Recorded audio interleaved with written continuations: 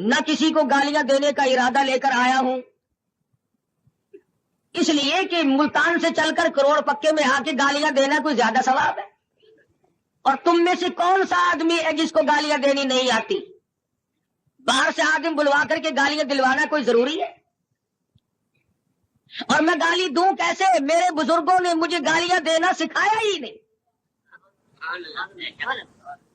ہم جن اللہ والوں کی جوتیوں میں بیٹھے انہوں نے ہمیں قرآن و حدیث کی کستوری بخشی،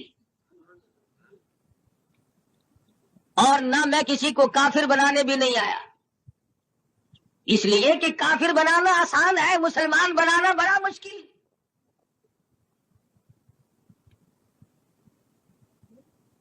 کبھی کسی کو مسلمان بھی بنا کے دیکھا؟ نکالنا، برباد کرنا، خارج کرنا آسان ہے، کسی کو صراط مستقیم پر لگا